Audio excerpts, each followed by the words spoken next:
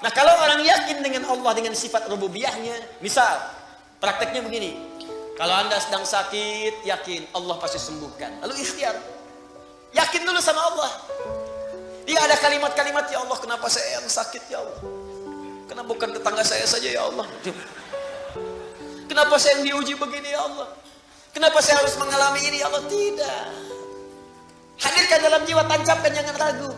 Alhamdulillah ya Allah, engkau pilih saya bukan yang lain, engkau percaya kepada saya bukan yang lain, engkau uji saya bukan yang lain. Alhamdulillah ya Allah.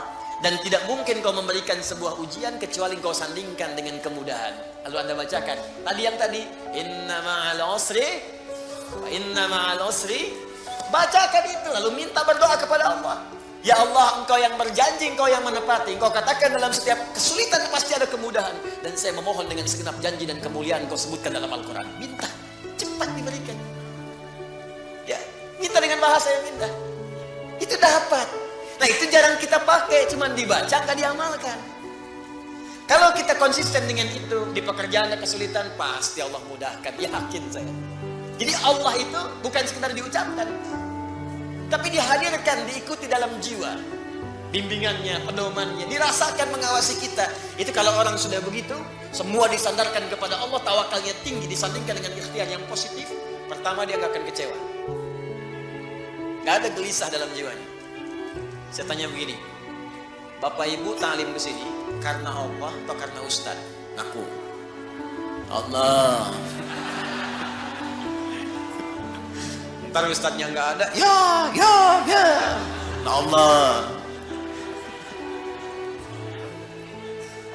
Kalau karena Allah, Anda nggak akan peduli Ustaznya datang atau tidak, karena niat saya itu Allah, karena Allah. Sama pengajar juga begitu, karena niatnya karena Allah bukan karena jamaah, banyak sedikit gak ada ukuran, karena pahalanya sama saja. Ketika seorang mengajar, pahala diturunkan, mau jamaahnya satu gak ada masalah.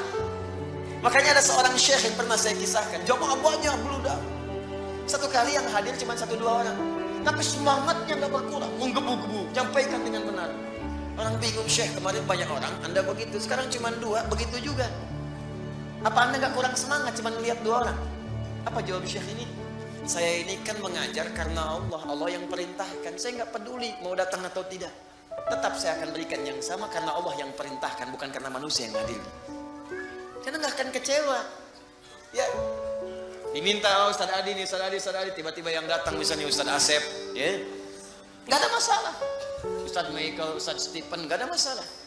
Ya, boleh jadi ada hikmah lain yang Allah inginkan di situ. Jelas ya? Nah, apa yang hebat diantaranya?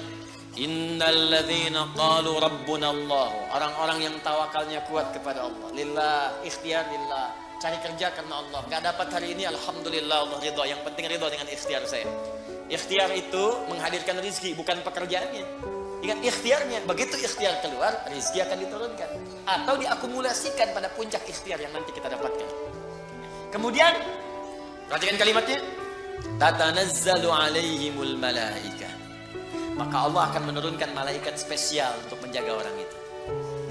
Insyaallah. Alla takhafu, dijaga supaya enggak khawatir, enggak gelisah, tenang. Kan orang tawakal itu tenang, enak. Jalan hujan, alhamdulillah. Macet, alhamdulillah. Selalu ada solusi. Di rumah tangga ada persoalan, insyaallah selesai. Insyaallah selesai. Itu aja gitu nih. Kata-kata kasar itu nggak harus keluar. Tangan-tangan diletakkan pada tempatnya. Ya, piring-piring punya haknya. Pintu juga punya haknya. Semua ada. Itu gambarannya. Jadi malaikat itu loh memberikan ketenangan pada jiwanya. Jangan marah, sabar, tenang. Wala tahzanu, gak sedih dengan kehidupan yang dialami. Bukan gak punya masalah ya, ada. Ya, huzan itu sedih berlebihan. Bukan berarti gak kecewa. Kadang ada kecewa, tenang lagi. Ya, perasaan itu ada. Ya, kadang-kadang dapat ini kecewa, ada wajar. Nabi menangis, Nabi kecewa, ada. Cuma dihibur oleh Allah dan malaikat. Tenang. Bukan cuma kamu, Nabi Ayub pernah sakit. Bukan cuma kamu yang dilempari, Nabi Ibrahim dilempari. Bukan cuma kamu yang diusir, Musa juga diusir. Ada, itu hiburan. Tasliyah, tenang dalam jiwa kita.